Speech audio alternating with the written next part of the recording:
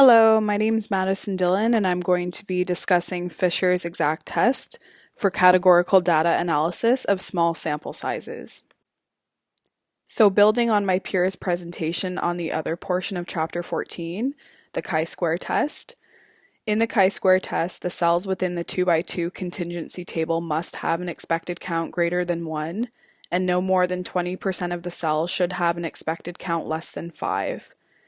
So Fisher, the famous statistician, made Fisher's exact test to resolve this problem when the above chi-square requirements can't be met and the expected count in the cells are small. So explaining more of Fisher's exact test, it uses the same principles as the chi-square test and is included in the output of the standard chi-square test on programs such as SPSS. It is also used to determine if there is a significant association between two or more categorical variables. So this includes nominal and ordinal data such as age, gender, health status, and income. It uses crosstab analysis and contingency tables to analyze the categorical data by displaying the frequencies of the categorical variables. The textbook only shows a 2 by 2 table with this test. It uses the p-value to determine if the null hypothesis, which is no significant relationship between the two variables, can be rejected. The main difference is that Fisher's exact test is used for small sample sizes and small expected outputs within the contingency table cells. So I'm going to use this example from the textbook from page 309 to talk about how to interpret and report the results of Fisher's exact test. So as you can see, the expected count in brackets in 50% of the cells, so 2 out of 4, violates the 20% rule for the chi-square test, so 3.81 and 4.19 are both less than 5. Therefore, you would use Fisher's exact test, which I have circled below.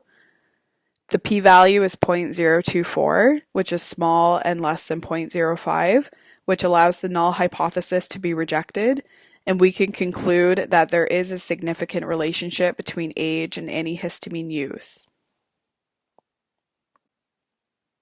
So how is Fisher's exact test relevant to our clinical practice as APRNs?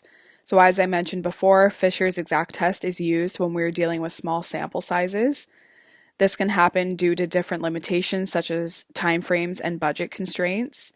For example, you work in a small ICU with only 4 beds and want to generate more research about a certain health problem, or you work on a mental health unit and there are not very many willing participants due to different factors such as diagnosis. Fisher's exact test allows us to still generate research and data that can be used to answer complex health problems and provide evidence-based research to generate new ideas or make changes to old interventions. The information we can find from Fisher's exact test, analyzing relationships between categorical variables such as risk factors, allow us to make conclusions and implement interventions such as screening tools to minimize risk and improve patient outcomes. I noticed that Fisher's exact test was used a lot in research studies about COVID-19. A good example of an article that shows the application of Fisher's exact test and enhanced my own understanding of this statistical analysis method is called Risk Factors Associated with 6-Month Mortality in Hospitalized COVID-19 Patients, a Single Institution Study. The primary objective of this study is to identify risk factors associated with the 6-month mortality of patients who were previously hospitalized with COVID-19. The authors state that this is the first study to their knowledge in the U.S. that focuses specifically on the time frame of 6 months.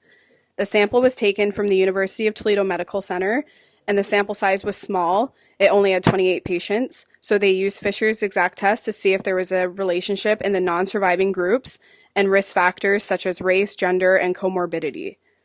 Although they did not conclude any statistically significant relationships among them due to the associated p-values being large, the study can still serve as an important starting point for evidence-based research to be taken and applied to larger scale studies or different samples and locations. Examining the relationship between categorical data and using Fisher's exact test can be used to develop evidence-based interventions such as screening tools to prevent mortality via early intervention.